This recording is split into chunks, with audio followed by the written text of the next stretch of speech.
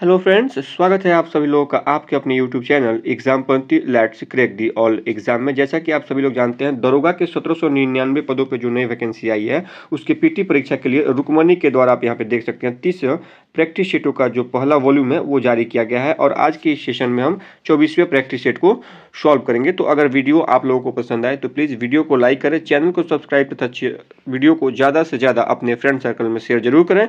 तो चलिए शुरू करते हैं आज के प्रैक्टिस सेट को। आज के सेशन का पहला प्रश्न है, मेहर प्रथा का प्रचलन है। मेहर प्रथा का प्रचलन किस धार्मिक समुदाय में है? सिखों में है, ईसाइयों में, बौद्धों में या मुसलमानों में? तो मेहर प्रथा का जो प्रचलन है यह मुसलमानों में है। विकल्प डी इस प्रश्न का सही आंसर हो जाएगा। अगला प्रश्न है, निम्नलिखित कथनों पर विचार कीजिए। लोकसभा की सदस्यता के लिए उम्मीदवार की आयु न्यूनतम 25 वर्ष की होनी चाहिए। यह कथन बिल्कुल सत्य है। दूसरा कथन है, विधानसभा की सदस्यता के लिए उम्मीदवार की आयु न्यूनतम 21 वर्ष होनी चाहिए। यह कथन क्या है? गलत है। तीसरा कथन है, राज्यसभा की सदस्यता के लिए उम्मीदवार की आयु न्यूनतम आयु 30 वर्ष होनी चाहिए। यह कथन सही है। चौथा कथन है, विधान परिषद की सदस्यता के लिए उम्मीदवार की न्यूनतम आयु 25 वर्ष होनी चाहिए। यह कथन गलत है। तो इसमें पूछा गया है कि सत्य कथन कौन है। इस प्रकार से आप देखेंगे विकल्प बी इसका सही आंसर हो जाएगा। कथन जो है केवल 1 और 3 ही इसमें सत्य है।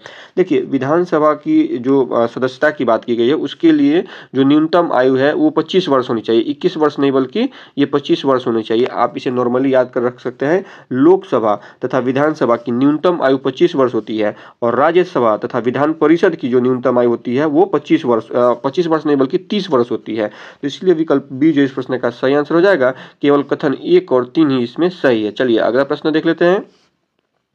दादा साहब फाल्के पुरस्कार के प्रथम विजेता कौन है? दादा साहब फाल्के पुरस्कार के प्रथम विजेता देविका रानी जी हैं। विकल्प सी इस प्रश्न का सही आंसर हो जाएगा। दादा साहब फाल्के पुरस्कार की अगर बात करें, इसकी शुरुआत कब की गई थी? तो इस पुरस्कार की शुरुआत 1969 में की गई थी। यह पुरस्कार भारतीय फिल्म में योगदान देने हेतु दिया जाता है। अगर बात करें अभी वर्तमान में यानी 2024 में, तो 2024 में 74वां दादा साहब फाल्के फिल्म पुरस्कार जो है मिथुन चक्रवर्ती जी को दिया गया था और 75वां जो दादा साहब फाल्के पुरस्कार है वह मोहनलाल जी को वर्ष 2025 में दिया गया है। 75वां दादा साहब फाल्के पुरस्कार वर्ष 2025 में मोहनलाल जी को दिया गया है। तो विकल्प सी इस प्रश्न का सही आंसर हो जाएगा कि दादा साहब फाल्के पुरस्कार प्रथम विजेता कौन है? तो देविका रानी जी हैं। विकल्प सी इस प्रश्न का सही आंसर है। चलिए अगला प्रश्न देख लेते हैं। सुमेलित नहीं है, पूछा गया कि इसमें कौन सुमेलित नहीं है? तो लूनी नदी राजस्थान में प्रवाहित होती है, यह सही है। इंद्रावती नदी बिहार से प्रवाहित होती है, यह गलत है और यही इस प्रश्न का सही आंसर हो जाएगा। इंद्रावती नदी गोदावरी नदी की सहायक नदी है और इंद्रावती नदी का जो उद्गम स्थान है वह उड़ीसा का कालाहांडी जिला है। इंद्रावती नदी पर आप देखिएगा तो मुख्य रूप से इसका जो प्रवाह है वह छत्तीसगढ़ राज्य के बस्तर और दांतेवाड़ा जिले में इसका प्रवाह है और इंद्रावती नदी पर चित्रकूट जलप्रपात है। तो विकल्प बी इस प्रश्न का सही आंसर है। चलिए अगला प्रश्न देख लेते हैं। वर्षा ऋतु में वायुमंडल में सर्वाधिक आर्द्रता विद्यमान रहती है।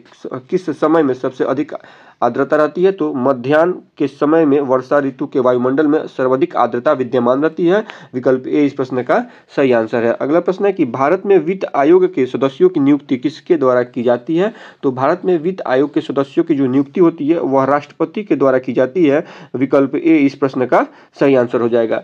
संविधान के आर्टिकल 280 को आप देखिएगा तो इसमें वित्त आयोग के गठन का प्रावधान है। अब तक 16 वित्त आयोगों का टोटल गठन किया जा चुका है। अगर बात करें कि 16 वित्त आयोगों में 16वें वित्त आयोग के अध्यक्ष कौन है? तो इसके 16वें वित्त आयोग के अध्यक्ष अरविंद पनगड़िया 16वें वित्त आयोग के अध्यक्ष हैं। अगर पूछा जाए कि अगर प्रथम वित्त आयोग के अध्यक्ष कौन थे, तो प्रथम वित्त आयोग के अध्यक्ष केसी नियोगी जो थे ये प्रथम वित्त आयोग के अध्यक्ष थे। तो विकल्प ए इस प्रश्न का सही आंसर हो जाएगा कि भारत में वित्त आयोग के सदस्यों की नियुक्ति राष्ट्रपति के द्वारा की जाती है। चलिए अगला प्रश्न देख लेते हैं। गांधी जी ने सर्वप्रथम भारत में सत्याग्रह का प्रयोग कहाँ किया था? तो यह चंपारण में इन्होंने गांधी जी ने सबसे पहले सत्याग्रह का प्रयोग किया था 1917 में, जब नील खेती के विरुद्ध जब गांधी जी ने आंदोलन किया था चंपारण में। तो विकल्प डी इस प्रश्न का सही आंसर हो जाएगा। अगला प्रश्न है, राजस्थान में माउंट आबू स्थित दिलवाड़ा मंदिर विख्यात है, किसके लिए विख्यात है? तो यह जैन मंदिर में कला हेतु विख्यात है। विकल्प बी इस प्रश्न का सही आंसर हो जाएगा। अगर देखिएगा कि जो माउंट आबू मंदिर है या जो माउंट आबू में स्थित दिलवाड़ा मंदिर है, इसका निर्माण किसने करवाया था? तो सोलंकी वंश के शासक भीम प्रथम के 2 मंत्री थे, विमलपाल और तेजपाल। इन्होंने ही माउंट आबू में स्थित दिलवाड़ा मंदिर को बनवाया था। तो विकल्प बी इसका सही आंसर है। अगला प्रश्न है, निम्नलिखित में से किस कंप्यूटर भाषा का मुख्यतः वाणिज्यिक कार्यों में प्रयोग किया जाता है? तो इस भाषा का नाम है कुबोल। विकल्प बी इस प्रश्न का सही आंसर हो जाएगा। चलिए अगला प्रश्न देख लेते हैं, निम्नलिखित में से किस मुगल शहजादी ने ऐतिहासिक वृत्तांत लिखा? इस मुगल शहजादी का नाम बताना है। तो इनका नाम है गुलबदन बेगम। विकल्प बी इसका सही आंसर हो जाएगा। यहाँ पे प्रिंट अच्छे से नहीं हुआ है, लेकिन इनका नाम है गुलबदन बेगम। और इन्होंने कौन सी रचना की है? ऐतिहासिक रचना का क्या नाम है? तो इन्होंने हुमायूंनामा की रचना की थी। गुलबदन बेगम बादशाह बाबर की पुत्री और हुमायूं की छोटी सौतेली बहन थी। हुमायूंनामा पुस्तक में हुमायूं की जीवनी है। तो गुलबदन बेगम ने कौन सा ऐतिहासिक रचना किया है? हुमायूंनामा की इन्होंने रचना की है। तो विकल्प बी इस प्रश्न का सही आंसर हो जाएगा। चलिए अगला प्रश्न देख लेते हैं, सुमेल कीजिए। मिलाना है, एक तरफ में शहरों के नाम है और एक तरफ में आपसे खनिजों के नाम है। कहाँ से कौन खनिज प्राप्त होता है उसको आपको बताना है। तो नागौर से क्या प्राप्त होता है? तो जिप्सम प्राप्त होता है नागौर से। तो ए का हो जाएगा 3। तलचर से क्या प्राप्त होता है? कोयला प्राप्त होता है, यानी बी का हो जाएगा 4। और जादूगोड़ा से क्या प्राप्त होता है? यूरेनियम प्राप्त होता है जादूगोड़ा से। इस प्रकार से जावर से प्राप्त हो जाएगा आपका जस्ता। तो इसमें आप देखेंगे विकल्प बी जो इस प्रश्न का सही आंसर हो जाएगा। ए का 3, बी का 4, सी का 2 तथा डी का 1। चलिए अगला प्रश्न है कि सूर्य ग्रहण जब होता है, सूर्य ग्रहण होता है जब चंद्रमा पृथ्वी एवं सूर्य के बीच में आ जाती है, तो क्या हो जाता है? सूर्य ग्रहण हो जाता है। विकल्प ए इस प्रश्न का सही आंसर हो जाएगा। चंद्र ग्रहण कब होता है? जब पृथ्वी सूर्य और चंद्रमा के बीच में आ जाए तो चंद्र ग्रहण होगा, और जब चंद्रमा पृथ्वी एवं सूर्य के बीच में आ जाए तो क्या होगा? सूर्य ग्रहण होगा। तो विकल्प ए इस प्रश्न का सही आंसर है। अगला प्रश्न देख लेते हैं, प्राथमिक रंग क्या है? इसका सही आंसर हो जाएगा प्राथमिक रंग जो अन्य रंगों के मिश्रण से उत्पन्न नहीं किए जा सकते उन्हें क्या कहते हैं? प्राथमिक रंग कहते हैं। विकल्प बी इस प्रश्न का सही आंसर हो जाएगा। प्राथमिक रंग में कौन कौन से रंग आते हैं? तो प्राथमिक रंग में आप देखिएगा तो लाल, हरा और नीला। लाल, हरा और नीला ये क्या है? प्राथमिक रंग है। और सभी रंगों को आपस में मिला देने से क्या होगा? सभी रंगों को जब हम आपस में मिला देंगे तो इससे हमें सफेद रंग या उजला रंग का निर्माण हो जाता है। तो विकल्प बी इसका सही आंसर हो जाएगा। चलिए अगला प्रश्न देख लेते हैं, दाढ़ी बनाने की प्रयोजनार्थ किस दर्पण का उपयोग किया जाता है? तो दाढ़ी बनाने के लिए आप देखिएगा तो अवतल दर्पण का उपयोग किया जाता है। विकल्प डी इस प्रश्न का सही आंसर हो जाएगा। अवतल दर्पण का और भी अलग अलग जगहों पर इस्तेमाल होता है, जैसे सौर भट्टियों में सूर्य के प्रकाश को केंद्रित करने के लिए, हजामत बनाने के लिए तो हमने बता ही दिया। दंत विशेषज्ञ, आंख कान एवं नाक विशेषज्ञों के द्वारा भी इसका उपयोग किया जाता है। सर्च लाइट में इसका प्रयोग किया जाता है। वाहनों के हेडलाइट में और परावर्तक दूरबीन में भी अवतल दर्पण का प्रयोग किया जाता है। तो विकल्प डी इस प्रश्न का सही आंसर हो जाएगा। चलिए अगला प्रश्न देख लेते हैं कि भारत का प्रोटोटाइप फास्ट ब्रीडर रिएक्टर कहाँ स्थित है? तो यह कलपक्कम में स्थित है। विकल्प डी इस प्रश्न का सही आंसर हो जाएगा। चलिए अगला प्रश्न देख लेते हैं, निम्न में से किसे स्वयं संयोजित बल कहा जाता है? निम्न में से किसे स्वयं संयोजित बल कहा जाता है? तो स्थैतिक घर्षण को स्वयं संयोजित बल कहा जाता है। विकल्प ए इसका सही आंसर है। अगला प्रश्न है कि अतिचालक यानी सुपर कंडक्टर की चालकता क्या होती है? सुपर कंडक्टर की जो चालकता होती है वह अनंत होती है। विकल्प ए इसका सही आंसर हो जाएगा। चलिए अगला प्रश्न देख लेते हैं, समान नागरिक संहिता यूसीसी लागू करने वाला स्वतंत्र भारत का पहला राज्य उत्तराखंड है। कब यह इसने यूसीसी लागू किया था? तो उत्तराखंड ने 27 जनवरी 2025 को यूसीसी को लागू किया था। विकल्प सी इस प्रश्न का सही आंसर हो जाएगा। इससे पहले देखिएगा तो गोवा में औपनिवेशिक काल में यूसीसी के नियम लागू थे, और 1961 में इसके गोवा जो है वो भारत का हिस्सा बन जाता है, और उसके बाद से भी इसमें यूसीसी लागू रहता है। इस तरह देखिएगा तो देश में गोवा और उत्तराखंड 2 राज्य ऐसे हैं जहां पर यूसीसी लागू है। यूसीसी जो है या सामान्य नागरिक संहिता का उल्लेख आप भारतीय संविधान में देखिएगा तो भारतीय संविधान के भाग 4 में, कहाँ पे? भारतीय संविधान के भाग 4 में। तो भाग हो गया 4, और किस आर्टिकल में अगर देखिएगा तो अनुच्छेद यह 44 में मेंशन है। तो विकल्प सी इस प्रश्न का सही आंसर हो जाएगा। चलिए अगला प्रश्न देख लेते हैं, मार्च 2024 में hockey India Major Dhyan Chand life time achievement पुरस्कार से किसे सम्मानित किया गया है? प्रश्न एक बार फिर से सुन लीजिए। मार्च 2024 में hockey India Major Dhyan Chand life time achievement पुरस्कार से किसे सम्मानित किया गया है? तो यह सम्मान जो है अशोक कुमार जी को दिया गया है। विकल्प ए इसका सही आंसर है। अगला प्रश्न है कि वर्ष 2025 में किस देश ने दुनिया का सबसे शक्तिशाली हाइड्रोजन संचालित ट्रेन इंजन विकसित किया है? उस देश का नाम बताना है। इसका नाम है भारत। विकल्प सी इस प्रश्न का सही आंसर हो जाएगा। भारत की पहली हाइड्रोजन ट्रेन का जो पहला परीक्षण है वह हरियाणा के जिंद सोनपति मार्ग पर किया गया है। जिंद से सोनीपत मार्ग पर किया गया है। इसके अलावा देखिएगा तो दुनिया की पहली हाइड्रोजन ट्रेन कहाँ चलाई गई थी? तो जर्मनी में चलाई गई थी। विकल्प सी इसका सही आंसर हो जाएगा। चलिए अगला प्रश्न देख लेते हैं। भारत में हिंदू वृद्धि दर किस विषय से संबंधित है? तो यह राष्ट्रीय आय के विषय से संबंधित है। विकल्प ए इस प्रश्न का सही आंसर हो जाएगा। अगर देखिएगा हिंदू वृद्धि दर टर्म को किसने दिया था? इस टर्म को प्रोफेसर राजकृष्ण ने हिंदू विकास दर या हिंदू विकास वृद्धि की अवधारणा दी थी। तो विकल्प ए इसका सही आंसर है। अगला प्रश्न देख लेते हैं। निम्नलिखित कथनों पर विचार करें तथा सत्य कथन का चयन करें। तो पहला कथन है राष्ट्रगान सर्वप्रथम 27 दिसंबर 1911 को मद्रास कांग्रेस अधिवेशन में गाया गया था। यह कथन बिल्कुल गलत है। दूसरा कथन है वंदे मातरम को राष्ट्रगीत 24 जनवरी 1950 को स्वीकार किया गया था। यह कथन बिल्कुल सही है। अगला कथन है राष्ट्रगान को 26 जनवरी 1950 को स्वीकार किया गया था। यह कथन भी गलत है। चौथा कथन है कि कलकत्ता अधिवेशन 1906 में झंडा फहराया गया था। यह कथन बिल्कुल सही है। इस प्रकार से आप देखेंगे कि कथन विकल्प डी जो इस प्रश्न का सही आंसर हो जाएगा। केवल कथन 2 और 4 ये सत्य हैं। चलिए अगला प्रश्न देख लेते हैं। भारत के संविधान में मौलिक अधिकार कब से शामिल थे?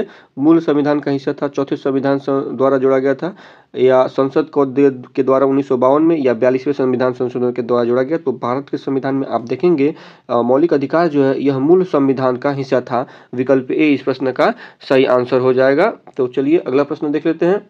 राज्य लोक सेवा आयोग के सदस्यों की नियुक्ति कौन करता है? राज्य लोक सेवा आयोग के सदस्यों की नियुक्ति राज्यपाल के द्वारा की जाती है। विकल्प सी जो है इस प्रश्न का सही आंसर हो जाएगा। अगला प्रश्न है कि भारतीय गणतंत्र में किसी राज्य की सदस्यता है? ऐच्छिक, अस्थायी, अनिवार्य, पसंद? तो इसका सही आंसर हो जाएगा विकल्प सी। यह एक अनिवार्य है। विकल्प सी इस प्रश्न का सही आंसर हो जाएगा। भारतीय गणतंत्र में किसी राज्य की सदस्यता अनिवार्य है। भारत में किसी राज्यों को संघ से अलग होने का अधिकार नहीं है, क्योंकि अगर आप देखिएगा भारतीय संविधान का अनुच्छेद देखिएगा तो पहले ही अनुच्छेद में लिखा गया है भारत को राज्यों का संघ कहा गया है। ठीक है, तो इसीलिए जो राज्य भारतीय गणतंत्र में कोई राज्य की जो सदस्यता है वह अनिवार्य रूप से है। भारत में कोई राज्य एग्जिस्ट करे या ना करे लेकिन भारत रहेगा। ठीक है, तो विकल्प सी इसका सही आंसर है।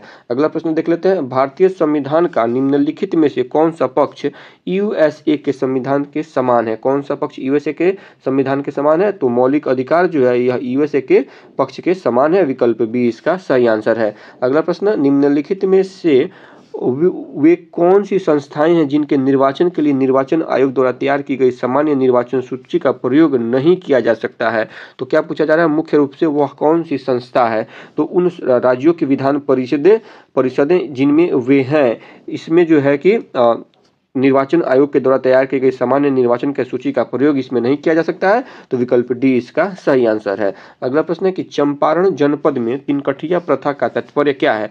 तो चंपारण जनपद में किसानों के द्वारा 3/20 भूभाग पर नील की खेती करना तिनकठिया प्रथा का तात्पर्य है या तात्पर्य से संबंधित है। तो विकल्प ए इसका सही आंसर हो जाएगा। अगला प्रश्न है क्रांति की तलवार में धार जो होती है वह वैचारिक पत्थर पर रगड़ने से आती है। उपरोक्त प्रसिद्ध कथन किस क्रांतिकारी का है? तो यह कथन देखिएगा तो भगत सिंह के द्वारा कहा गया था यह कथन। विकल्प सी इस प्रश्न का सही आंसर हो जाएगा। चलिए अगला प्रश्न देख लेते हैं। अगला प्रश्न है किसने सर्वप्रथम यह प्रतिपादित किया कि सूर्य हमारे सौर मंडल का केंद्र है और पृथ्वी उसकी परिक्रमा करती है? यह किसने प्रतिपादित किया? तो सर्वप्रथम यह कोपरनिकस के द्वारा प्रतिपादित किया गया था। विकल्प डी इस प्रश्न का सही आंसर हो जाएगा। सूर्य अपने अक्ष पर पूर्व से पश्चिम की ओर घूमता है और विकल्प डी इसका सही आंसर हो जाता है। अगला प्रश्न देखते हैं कि महासागरों में ज्वार भाटा की उत्पत्ति के क्या कारण है? किसकी उत्पत्ति? ज्वार भाटा की उत्पत्ति। तो इसका सही आंसर हो जाएगा विकल्प सी। महासागरों में ज्वार भाटा जो है वह सूर्य और चंद्रमा के संयुक्त प्रभाव से आता है। विकल्प सी इसका सही आंसर हो जाएगा। सागरीय जल के ऊपर उठना और फिर आगे बढ़ना, सागरीय जल के ऊपर उठकर आगे बढ़ने को ज्वार तथा सागरीय जल का नीचे गिरकर पीछे लौटने को भाटा कहते हैं। ऊपर उठने को ज्वार कहते हैं और नीचे गिरने को क्या कहा जाता है? भाटा कहा जाता है। पृथ्वी पर प्रत्येक स्थान पर प्रतिदिन 12 घंटे 26 मिनट के बाद ज्वार तथा ज्वार के 6 घंटे 13 मिनट के बाद क्या आता है? भाटा आता है। इस प्रकार से विकल्प सी इसका सही आंसर है। अगला प्रश्न है कि निम्न में से किन तिथियों को सूर्य की किरणें विषुवत रेखा पर लंबवत होती है? निम्न में से किन तिथियों को सूर्य की किरणें विषुवत रेखा पर लंबवत पड़ती है? तो इसका सही आंसर हो जाएगा विकल्प डी 21 मार्च तथा 23 दिसंबर को। 21 मार्च तथा 23 दिसंबर को। इसके साथ ही आप देखिएगा तो उस दिन मतलब इन तिथियों को दिन और रात की जो अवधि होती है पृथ्वी पर सभी जगह क्या होती है? बराबर होती है। तो विकल्प डी इसका सही आंसर है। अगला प्रश्न है कि निम्नलिखित में से कौन सी एक जो नगदी फसल है? दिए गए विकल्पों में आप देखिएगा तो इसमें रबर जो है यह नगदी फसल है। विकल्प डी इस प्रश्न का सही आंसर हो जाएगा। इसके अलावा रबर के अलावा जूट, काफी, चाय, कपास, तंबाकू, गन्ना ये सभी क्या है? नगद की फसल, नगदी फसल है। इसके अलावा अगर रबर को देखिएगा तो रबर एक उष्णकटिबंधीय विषुवत रेखीय प्रदेश का उपज है जिसकी खेती के लिए औसतन टेम्परेचर की बात करें तो औसतन टेम्परेचर 22 डिग्री से लेकर 35 डिग्री तक इसके लिए टेम्परेचर जरूरत होती है सेल्सियस में। अगर वर्षा की बात करें तो इसके लिए वर्षा की आवश्यकता कितनी है? 200 सेंटीमीटर से अधिक वर्षा इसके लिए चाहिए होती है। और मिट्टी, कैसे मिट्टी में इसकी उपज होती है? तो लावा मिट्टी या लेटेराइट मिट्टी जो होती है इसके लिए उपयुक्त मानी जाती है। तो विकल्प डी इस प्रश्न का सही आंसर है।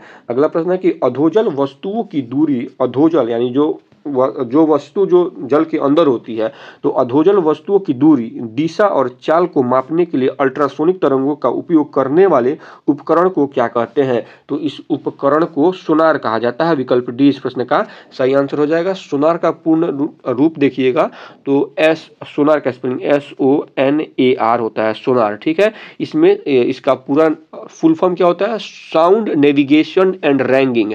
साउंड नेविगेशन एंड रैंगिंग इसका पूरा फुल फॉर्म होता है। तो विकल्प डी इसका सही आंसर हो जाएगा। चलिए अगला प्रश्न देख लेते हैं। पृथ्वी एक बहुत बड़ा चुंबक है, इसका चुंबकीय क्षेत्र किस दिशा में विस्तृत होता है? तो पृथ्वी एक बहुत बड़ा चुंबक है और इसका जो चुंबकीय क्षेत्र होता है वह दक्षिण से उत्तर की ओर विस्तृत होता है। विकल्प डी इस प्रश्न का सही आंसर हो जाएगा। चलिए अगला प्रश्न देख लेते हैं। निम्नलिखित में से कौन सा सबसे कमजोर बल है? दिए गए विकल्पों में गुरुत्वाकर्षण बल जो होता है यह सबसे कमजोर बल होता है। विकल्प ए इसका सही आंसर है। अगला प्रश्न है, जब किसी पिंड को भूमध्य रेखा से ध्रुवों की ओर ले जाया जाता है तो इसके भार पर क्या प्रभाव पड़ता है? तो जब किसी पिंड को आप भूमध्य रेखा से ध्रुवों की ओर लेके जाएंगे तो इसका जो भार है वो क्या होता है? बढ़ता है। विकल्प बी इसका सही आंसर हो जाएगा। जैसे कि ये मान लीजिए ग्लोब है और ये यहाँ पे विषुवत रेखा है और यहाँ पे ये उत्तरी, ये नॉर्थ साउथ हो गया और ये पोल साउथ, ये नॉर्थ पोल हो गया और ये साउथ पोल हो गया और यह ध्रुव है, ध्रुव नहीं विषुवत रेखा है। मान लीजिए जब यहाँ से आप पृथ्वी के दोनों ध्रुवों की ओर नॉर्थ या साउथ की तरफ किसी वस्तु को ले जाएंगे तो क्या होगा? वस्तु का भार बढ़ेगा। जबकि जब आप किसी ध्रुव से यानी नॉर्थ पोल से या साउथ पोल से किसी वस्तु को जब आप विषुवत रेखा की तरफ ले आएंगे तो क्या होगा? वस्तु का भार हल्का हो जाएगा या मतलब कम होते जाएगा। इस प्रकार से इस प्रश्न का सही आंसर हो जाएगा विकल्प बी। जब विषुवत रेखा से किसी वस्तु को ध्रुव की ओर लेके जाएंगे तो पिंड का भार बढ़ता है। तो विकल्प बी इसका सही आंसर हो जाएगा। चलिए अगला प्रश्न देख लेते हैं। निम्न में से कौन सा नेपाल में विकसित एक स्वदेशी उपग्रह है? उस उपग्रह का नाम क्या है? तो इसका नाम है मुनाल। विकल्प ए इस प्रश्न का सही आंसर है। चलिए अगला प्रश्न देखते हैं कि नवंबर 2024 तक वायुसेना के उप प्रमुख हैं। नवंबर 2024 तक वायुसेना के उप प्रमुख SP धारकर है। विकल्प ए इस प्रश्न का सही आंसर हो जाएगा। लेकिन वर्तमान में अगर देखिएगा, वर्तमान में नवंबर 2025 में तो नर्मदेश्वर तिवारी एयरफोर्स के उप प्रमुख हैं। तो विकल्प ए इसका सही आंसर है। चलिए अगला प्रश्न देख लेते हैं। किसने FIDE अंडर-20 गर्ल्स वर्ल्ड चैंपियनशिप 2024 जीती है? किसने, इसमें 2024 नहीं दिया गया लेकिन किसने FIDE अंडर-20 गर्ल्स वर्ल्ड शतरंज चैंपियनशिप किसने जीती है? तो इसका सही आंसर हो जाएगा विकल्प ए, यह दिव्या देशमुख जी ने यह चैंपियनशिप जीती है। विकल्प ए इस प्रश्न का सही आंसर है। अगला प्रश्न है कि जब कोई व्यक्ति ऐसे पदाधिकारी के रूप में कार्य करने लगता है जिसके रूप में कार्य करने का उसे वैधानिक रूप से अधिकार नहीं है, तो न्यायालय कौन सा लेख जारी करता है? तो न्यायालय के द्वारा अधिकार परीक्षा रिट या लेख जारी किया जाता है। विकल्प ए इसका सही आंसर हो जाएगा। जब कोई व्यक्ति किसी सार्वजनिक पद और गैर कानूनी तरीके से प्राप्त कर लेता है या गैर कानूनी तरीके से किसी पद पर बना रहता है, तो न्यायालय उसे पूछ सकता है कि उसे उसके पद पर बने रहने का क्या हक है, और जब तक वह प्रश्न का संतोषजनक उत्तर नहीं देता वह कार्य नहीं कर सकता है। भारत के आर्टिकल 32 के तहत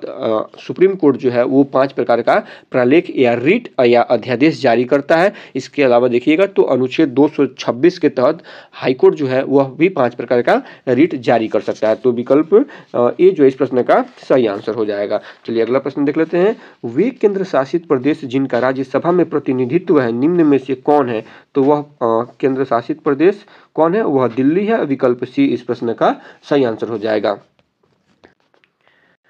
चलिए अगला प्रश्न देख लेते हैं। निम्न राज्यों के निर्माण का सही क्रम बताना है।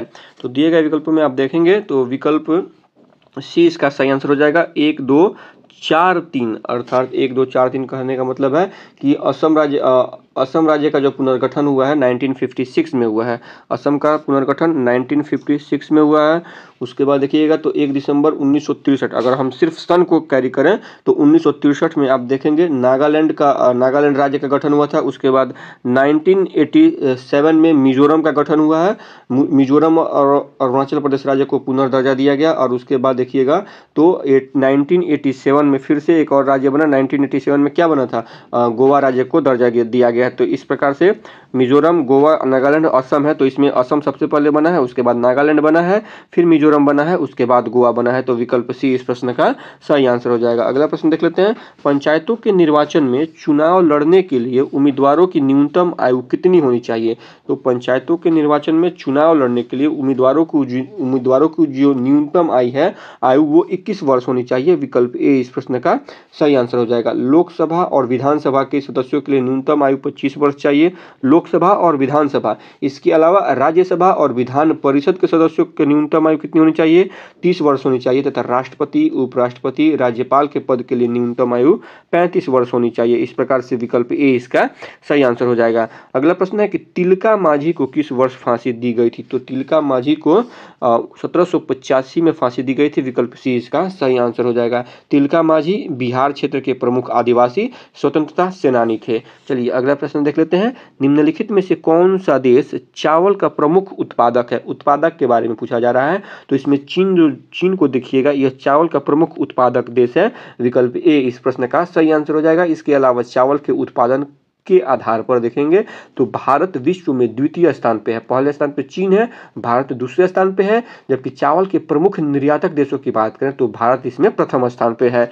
तो चलिए अगला प्रश्न हम देख लेते हैं। निम्नलिखित पेय फसलों में से भारत दुनिया में अग्रणी उत्पादक और निर्यातक है। किस फसल में? तो इसका सही आंसर हो जाएगा। अब इसका सही जो आंसर है वो विकल्प सी है, यानी चाय के उत्पादन में भारत जो है दुनिया में अग्रणी उत्पादक और निर्यातक है। विकल्प सी इस प्रश्न का सही आंसर हो जाएगा। दुनिया में चाय उत्पादन में भारत का द्वितीय स्थान है। तो पहले स्थान पे कौन है? पहले स्थान पे चीन है। चाय के निर्यातकों में भी भारत का स्थान विश्व में दूसरा स्थान है। तो विकल्प सी जो है इसका सही आंसर हो जाएगा। चलिए अगला प्रश्न देख लेते हैं। रॉलेट कानून किस वर्ष पारित किया गया था? तो यह 1919 में पारित किया गया था। विकल्प डी इसका सही आंसर हो जाएगा। रॉलेट एक्ट को गांधी जी के द्वारा काला कानून कहा गया था। यह कानून भारत में उभर रहे राष्ट्रीय आंदोलन को कुचलने के उद्देश्य से लाया गया था। इस एक्ट को यानी रॉलेट एक्ट को पंडित मोतीलाल नेहरू जी ने न अपील, न दलील, न वकील वाला कानून कहकर नकार दिया था। रॉलेट एक्ट के तहत ही पंजाब में अप्रैल 1919 को डॉक्टर सत्यपाल किचलू और सैफुद्दीन किचलू की गिरफ्तारी की गई थी, जिसको लेकर जलियांवाला बाग में आप देखेंगे कि शांतिपूर्ण धरना चल रहा था। उस पर जनरल डायर ने इस पर गोलियां चलवा दी थी। तो विकल्प जो डी है इस प्रश्न का सही आंसर हो जाएगा। रॉलेट कानून वर्ष 1919 में पारित किया गया था। चलिए अगला प्रश्न देख लेते हैं। बम्बई की चाल किस प्रकार की इमारत थी। चौल जो होती है वो किस प्रकार की इमारत होती है, मुंबई में यह मुख्य रूप से आपको देखने को मिलेगी। तो यह एक बहुमंजिली इमारत होती है। चौल का जो सामान्य अर्थ होता है 4 मंजिल तक की इमारतें होती हैं और बम्बई शहर में निम्न आय वर्ग के लोगों को गुजर बसर करने योग्य जिस आवासीय संरचना का प्रचलन रहा है उसे मराठी भाषा में चौल कहा जाता है। तो विकल्प बी जो है इस प्रश्न का सही आंसर है। अगला प्रश्न है कि भारत में पहली बार कब और कहां धुआं निरोधक कानून पारित किया गया था। तो भारत में सबसे पहला जो धुआं निरोधक कानून था यह 1863 में कोलकाता में पारित किया गया था। विकल्प बी इसका सही आंसर है। अगर इसको थोड़ा सा हम एक्सप्लेन करें तो ब्रिटिश काल में भी कोलकाता के आसपास बढ़ती नगरीकरण, उद्योगों की स्थापना, कोयला ताप ऊर्जा संयंत्रों एवं भाप इंजनों के प्रयोग से देखेंगे कि कलकत्ता की स्थिति उस समय खराब होती जा रही थी। इसी के चलते वर्ष 1863 में कलकत्ता को धुआं रहित बनाने के लिए कानून लाया गया था। तो विकल्प बी इसका सही आंसर हो जाएगा। अगला प्रश्न देख लेते हैं, एशियाई विकास bank, Asian development bank ADB की स्थापना कब की गई थी। तो ADB की जो स्थापना है वह दिसंबर 1966 में की गई थी। विकल्प ए इस प्रश्न का सही आंसर हो जाएगा। इसका मुख्यालय कहाँ है, तो इसका हेडक्वार्टर फिलीपींस की राजधानी मनीला में स्थित है। तो विकल्प ए इसका सही आंसर है। अगला प्रश्न देख लेते हैं, भारतीय भूभाग विश्व के कुल भौगोलिक क्षेत्र का कितना प्रतिशत है। भारतीय भूभाग विश्व के भौगोलिक क्षेत्र का 2.4% है। विकल्प ए इसका सही आंसर हो जाएगा। इसके अलावा क्षेत्रफल की दृष्टि से भारत विश्व का 7वां बड़ा देश है और जनसंख्या की दृष्टि से भारत विश्व का सबसे बड़ा देश है। तो विकल्प ए इसका सही आंसर है। अगला प्रश्न है कि नाथुला दर्रा किस राज्य में स्थित है। तो यह सिक्किम राज्य में स्थित है। विकल्प बी इस प्रश्न का सही आंसर हो जाएगा। इसके अलावा अगर देखिए ये किन किन राज्यों को अगर जोड़ता है, अगर इसकी बात करें तो नाथुला दर्रा जो है भारत के सिक्किम राज्य और दक्षिण तिब्बत के चुम्बी घाटी को जोड़ता है। इसके अलावा जो जिला दर्रा यह लद्दाख के कारगिल जिला में है तथा यह लेह एवं श्रीनगर को जोड़ता है।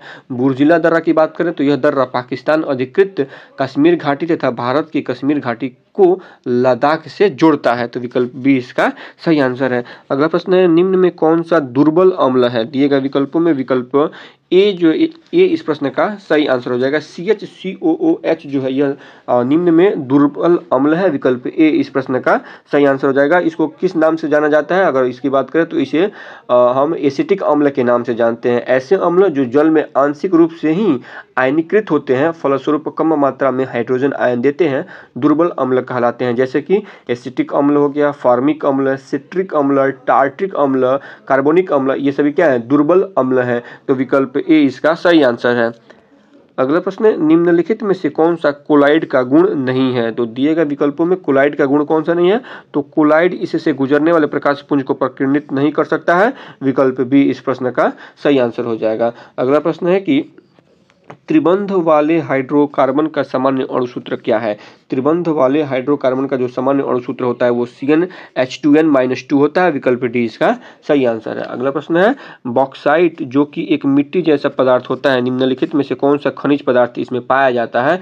तो देखिएगा तो इसमें एल्युमिनियम पाया जाता है। विकल्प बी इसका सही आंसर है। अगला प्रश्न है कि हाल ही में विश्व की सबसे बड़ी तीसरी अर्थव्यवस्था वाला कौन सा देश बन गया है। तो तीसरी अर्थव्यवस्था वाला जो देश है वो जर्मनी है। विकल्प सी इसका सही आंसर हो जाएगा। तो अगर तीसरे नंबर पे जर्मनी है तो पहले नंबर पे कौन है, पहले नंबर पे USA है, दूसरे नंबर पे चीन है, तीसरे नंबर पे आपका जर्मनी हो गया। जर्मनी जो है तीसरे नंबर पे है और चौथे नंबर पे क्या है, चौथे नंबर पे जापान है। इसके बाद 5वें नंबर पे अपना भारत इंडिया है। 5वें नंबर पे क्या है, इंडिया है। तो पहले नंबर पे USA है, दूसरे नंबर पे चीन है, तीसरे पे जर्मनी, चौथे पे जापान और 5वें पे इंडिया है। तो विकल्प सी जो है इस प्रश्न का सही आंसर हो जाएगा। अगला प्रश्न देख लेते हैं, शिगेरू इशिबा को किस देश का प्रधानमंत्री चुना गया है। तो इन्हें जापान का प्रधानमंत्री चुना गया है। विकल्प सी इस प्रश्न का सही आंसर है। चलिए अगला प्रश्न देख लेते हैं।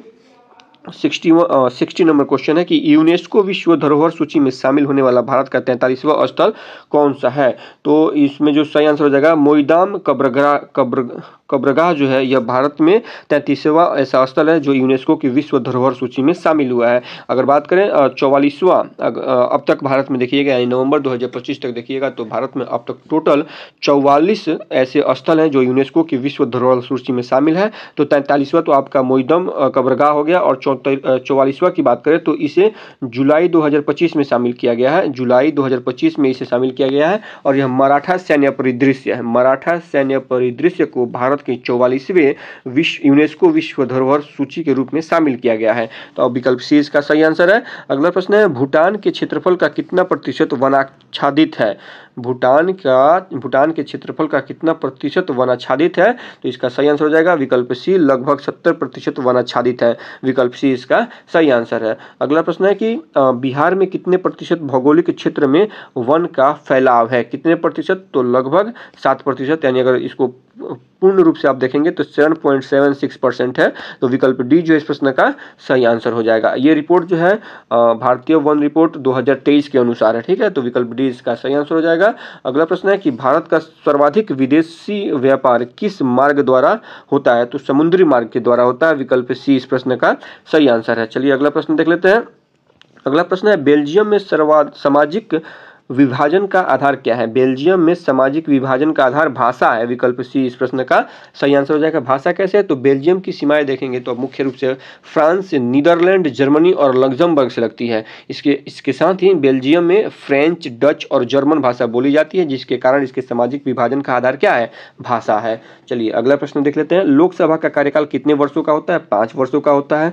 अगला प्रश्न है कि लोकसभा में अनुसूचित जातियों के लिए कितनी सीटें आरक्षित हैं? तो लोकसभा में अनुसूचित जातियों के लिए आप देखेंगे तो 84 सीटें आरक्षित है। विकल्प ए इसका सही आंसर हो जाएगा। वहीं पे अनुसूचित जनजाति के लिए 47 सीटें आरक्षित है। एससी के लिए 84 है, एससी के लिए 84 है और एसटी के लिए आप देखेंगे तो 47 है। तो विकल्प ए इस प्रश्न का सही आंसर है। विधानसभा का नेता होता है, विधानसभा का नेता मुख्यमंत्री होता है। विकल्प बी इस प्रश्न का सही आंसर है। चलिए अगला प्रश्न देख लेते हैं। राज्यसभा को किस अनुच्छेद के अनुसार विशिष्ट शक्तियां प्रदान है? किसको? राज्यसभा को। तो विकल्प डी यानी आर्टिकल 249 के तहत राज्यसभा को विशिष्ट शक्तियां प्राप्त हैं। तो विकल्प डी इस प्रश्न का सही आंसर है। अगला प्रश्न है कि भारत के संविधान में निम्नलिखित में से कौन समानता के अधिकार में शामिल नहीं है? समानता के अधिकार में रोजगार के अवसर, आर्थिक बराबरी का।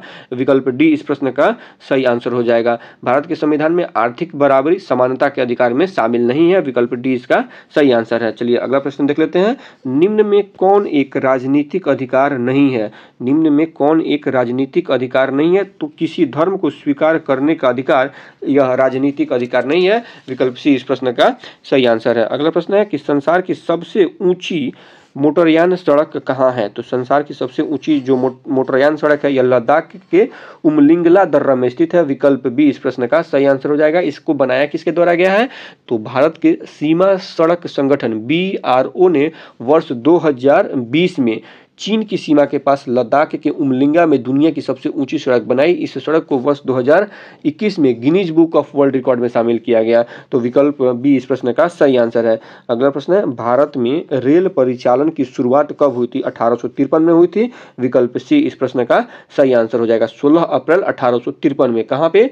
तो मुंबई में वर्तमान में स्थित शिवाजी टर्मिनल से ठाणे के बीच में इसे चलाया गया था और लगभग 34 किलोमीटर की दूरी तक यह ट्रेन चली थी। तो विकल्प सी इसका सही आंसर है। अगला प्रश्न है कि आज भारत में जल विद्युत शक्ति लगभग योगदान करती है। कितना योगदान? उत्पादित बिजली का कुल कितना प्रतिशत योगदान जो है वो जल विद्युत के द्वारा दिया जाता है, यही प्रश्न है। तो लगभग देखिएगा तो जल विद्युत के द्वारा 22% जो भारत में कुल इलेक्ट्रिसिटी की डिमांड जो होती है उसका जो 22% लगभग जो हिस्सा है वो जल विद्युत के द्वारा पूरा किया जाता है। तो विकल्प सी इसका सही आंसर हो जाएगा। अगला प्रश्न है, गार्ड कोशिकाओं में किसके प्रवाहित होने पर वे फूल जाते हैं जिससे स्टोमाटा का छिद्र खुल जाता है? किसके प्रवाहित होने से वे फूल जाते हैं? तो इसका सही आंसर हो जाएगा विकल्प ए, पानी के प्रवाहित होने से गार्ड कोशिकाएं क्या होती हैं? वो फूल जाती हैं और उनका स्टोमाटा का छिद्र जो होता है वो खुल जाता है। तो विकल्प ए इस प्रश्न का सही आंसर है। अगला प्रश्न है कि निम्न में किसका घेरा गले में मौजूद होता है ताकि यह सुनिश्चित किया जा सके कि वायु मार्ग को नुकसान न पहुंच सके? किसका घेरा? तो इसका सही आंसर हो जाएगा विकल्प बी, उपास्थि का घेरा गले में मौजूद होता है जिससे यह निश्चित किया जा सकता है कि वायु मार्ग को नुकसान न पहुंचे। तो 75 का जो सही आंसर है वो विकल्प बी है। चलिए अगला प्रश्न देख लेते हैं। निम्न में से क्या अंडप में उपस्थित होता है? अंडप में क्या उपस्थित होता है? अंडाणु उपस्थित होता है। विकल्प बी इसका सही आंसर हो जाएगा। निम्न में कौन जानवरों का सबसे बड़ा समूह है? मोलास्का नहीं, ऑर्थोपोडा जो होता है यह जानवरों का सबसे बड़ा समूह होता है। विकल्प डी इसका सही आंसर हो जाएगा। ऑर्थोपोडा संघ में लगभग 10 लाख जीव हैं जो जल, थल और नभ तीनों भागों में पाए जाते हैं, यानी तीनों मंडलों में पाए जाते हैं। इस संघ के जीवों का जो शरीर होता है वह द्विपार्श्विक समिति का होता है और इनका शरीर खंडयुक्त तथा त्रिस्तरीय होता है। ऑर्थोपोडा संघ के जंतु सामान्यतः एक लिंगी होते हैं, तो विकल्प डी इसका सही आंसर है। अगला प्रश्न है, ऑपरेशन संकल्प का संबंध है। ऑपरेशन संकल्प का संबंध किससे है? तो समुद्री सुरक्षा से ऑपरेशन संकल्प का संबंध है। विकल्प ए इसका सही आंसर है। अगला प्रश्न है, प्रोडोनोवा क्वीन के नाम से लोकप्रिय भारत की दीपा कर्माकर किस खेल से संबंधित है? तो यह जिम्नास्टिक से संबंधित है। विकल्प सी इसका सही आंसर हो जाएगा। चलिए अगला प्रश्न देख लेते हैं। अगस्त 2024 में भारत सरकार ने किसे नया गृह सचिव नियुक्त किया है? किसे नियुक्त किया गया है? तो इनका नाम है गोविंद मोहन। यह अभी भी वर्तमान यानी 2025 नवंबर 2025 में यही अभी गृह सचिव के रूप में भी नियुक्त है। गोविंद मोहन इनका नाम है। तो विकल्प सी इस प्रश्न का सही आंसर हो जाएगा। चलिए अगला प्रश्न देख लेते हैं। भारत के किस राज्य में सर्वाधिक जनघनत्व है? बिहार राज्य में सर्वाधिक जनघनत्व है। विकल्प बी इस प्रश्न का सही आंसर हो जाएगा। कितना जनघनत्व? 1106 व्यक्ति प्रति वर्ग किलोमीटर में निवास करते हैं। तो विकल्प बी इस प्रश्न का सही आंसर है। अगर भारत का देखिएगा तो 342 के करीब पड़ता है, 342 के करीब पड़ता है भारत का जो कुल औसत घनत्व जो है जनघनत्व 342 के आसपास पड़ता है। चलिए अगला प्रश्न देख लेते हैं। शिव समुद्रम जलप्रपात किस नदी पर स्थित है? शिव समुद्रम जलप्रपात किस नदी पर स्थित है? तो यह जलप्रपात जो है यह कावेरी नदी पर स्थित है। विकल्प डी इस प्रश्न का सही आंसर हो जाएगा। शिव समुद्रम जलप्रपात कावेरी नदी पर कर्नाटक राज्य में स्थित है। ठीक है, तो विकल्प डी इसका सही आंसर है। अगला प्रश्न देख लेते हैं। मानस वन्य जीव अभयारण्य कहाँ स्थित है? मानस वन्य जीव अभयारण्य कहाँ स्थित है? तो यह अभयारण्य असम राज्य में स्थित है। विकल्प बी इस प्रश्न का सही आंसर हो जाएगा। चलिए अगला प्रश्न देख लेते हैं। यहाँ से कुछ प्रश्न जो हैं वो मैथ्स से हैं, गणित से संबंधित है, तो हम इसका आंसर बताते हुए चलेंगे। 84 का सही आंसर हो जाएगा ए 12 घंटे। अगला प्रश्न जो है 85 इसका जो सही आंसर हो जाएगा वो विकल्प डी इसका सही आंसर हो जाएगा। 15 वर्ष इसका सही आंसर हो जाएगा। 86 का सही आंसर हो जाएगा विकल्प बी 50%। इसके अलावा 87 नंबर जो क्वेश्चन है 87 नंबर इसका सही आंसर हो जाएगा विकल्प बी 4732 रुपये। अगला प्रश्न है 88 नंबर जो क्वेश्चन है इसका सही आंसर हो जाएगा विकल्प डी उपयुक्त में से कोई नहीं। तो उपयुक्त में से जब कोई नहीं है तो इसका सही आंसर क्या हो जाएगा? 13.2 सेंटीमीटर इसका सही आंसर है। चलिए अगला प्रश्न देख लेते हैं। Select the correct passive form. आपको पैसिव वॉइस का फॉर्म आपको इसमें से सिलेक्ट करना है। तो 89 का जो सही आंसर है वो विकल्प सी है। Football is liked by my brother. विकल्प सी इसका सही आंसर हो जाएगा। अगला प्रश्न है सेलेक्ट द इनकरेक्टली स्पेल्ड। गलत स्पेल क्या है इसमें उसको चूज करना है। तो इसमें गलत स्पेल क्या है? बी एप्लीकेशन का स्पेलिंग गलत है। एप्लीकेशन की स्पेलिंग APP होता है। APP जो एप्लीकेशन की स्पेलिंग होती है APPLICATION होता है। ये एप्लीकेशन का राइट स्पेलिंग है। तो विकल्प बी इस प्रश्न का सही आंसर हो जाएगा। ये क्या है? गलत स्पेल किया गया है। चलिए अगला प्रश्न 91 दिए गए शब्द का विलोम ज्ञात करना है। 91 में शब्द क्या है? तो शब्द है सपूत का विलोम क्या होता है? तो सपूत का कुपूत हो सकता है। तो 91 का जो सही है कपूत, सपूत का कपूत। तो विकल्प ए इसका सही आंसर है। अगला प्रश्न है केंद्रक और कोशिका झिल्ली के बीच मौजूद जेली जैसे पदार्थ को क्या कहते हैं? जेली जैसे पदार्थ को कोशिका द्रव्य कहते हैं। विकल्प सी इस प्रश्न का सही आंसर हो जाएगा।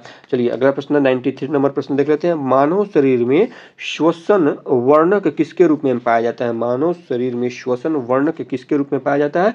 तो श्वसन वर्णक जो होता है यह हीमोग्लोबिन के फॉर्म में पाया जाता है। विकल्प बी इस प्रश्न का सही आंसर हो जाएगा। अगला प्रश्न है पीढ़ी F1 में दिखाई देने वाले लक्षण निम्न में कौन है? F1 में दिखाई देने वाले जो लक्षण है वो प्रबलता होती है। विकल्प बी इस प्रश्न का सही आंसर हो जाएगा। वे लक्षण जो पीढ़ी दर पीढ़ी संचरित होते हैं आनुवांशिक लक्षण कहलाते हैं। तो विकल्प बी इस प्रश्न का सही आंसर है। साइट्रस कैंकर किस प्रकार का विषाक्त रोग है? तो यह एक जीवाणु जनित रोग है। विकल्प ए इस प्रश्न का सही आंसर हो जाएगा। अगला प्रश्न है कि अपने जल के पोषक संवर्धन द्वारा एक झील की प्राकृतिक आयु वृद्धि को निम्न में से किस नाम से जाना जाता है? तो इसे सुपोषण के नाम से जाना जाता है। विकल्प डी इस प्रश्न का सही आंसर हो जाएगा। सुपोषण किसे कहते हैं? अगर हम इसकी बात करें तो सुपोषण अर्थात जल में अजैविक एवं जैविक पोषक तत्वों के सांद्रण में वृद्धि को सुपोषण कहते हैं। सुपोषण मुख्यतः नाइट्रोजन, फास्फोरस और पोटास के कारण होता है। तो विकल्प डी इसका सही आंसर है। अगला प्रश्न है कि पौधों में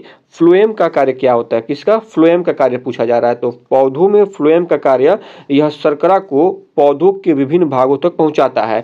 विकल्प सी इसका सही आंसर हो जाएगा। अगर इसके अलावा देखिएगा तो जाइलम भी पौधों में एक उपस्थित तत्व है, और जाइलम जो होता है यह संवाहक ऊतक के रूप में कार्य करता है, या जाइलम को संवाहक ऊतक भी कहा जाता है। जड़ों द्वारा अवशोषित जल तथा खनिज पदार्थों को पौधों के विभिन्न भागों में पहुंचाना क्या होता है? जाइलम का कार्य होता है। और फ्लोएम का कार्य क्या होता है? यह शर्करा को पौधों के विभिन्न भागों तक पहुंचाता है।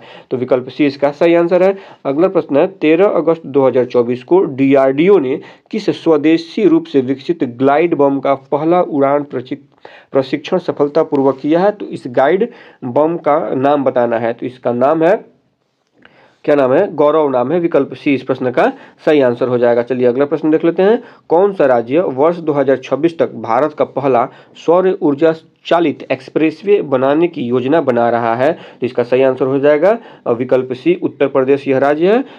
उत्तर प्रदेश राज्य वर्ष 2026 तक भारत का पहला सौर ऊर्जा चालित एक्सप्रेसवे बनाने की योजना बना रहा है। उत्तर प्रदेश सरकार, उत्तर प्रदेश के बुंदेलखंड जो शहर है इसका, तो उस शहर में बुंदेलखंड एक्सप्रेसवे पर सौर ऊर्जा से चलने वाले पावर प्लांट लगाने की योजना बना रही है। इस योजना के तहत यह देश का पहला सौर ऊर्जा चालित एक्सप्रेसवे बनाया जाएगा। तो विकल्प सी इसका सही आंसर है। अगला प्रश्न है कि जुलाई 2024 के दौरान केरल के किस जिले में अपने इतिहास का सबसे घातक भूस्खलन हुआ है? तो इसका सही आंसर हो जाएगा विकल्प सी इसका सही आंसर हो जाएगा। वायनाड में यह सबसे घातक भूस्खलन हुआ है। तो विकल्प सी इस प्रश्न का सही आंसर हो जाएगा। तो इस प्रकार से यह सेशन यहाँ पे समाप्त होता है। अगर वीडियो अच्छी लगी हो तो प्लीज़ वीडियो को लाइक करें, चैनल को सब्सक्राइब जरूर कीजिएगा। तो फिलहाल इस सेशन को यहीं पे समाप्त करते हैं। मिलते हैं किसी अगले सेशन में, तब तक के लिए धन्यवाद।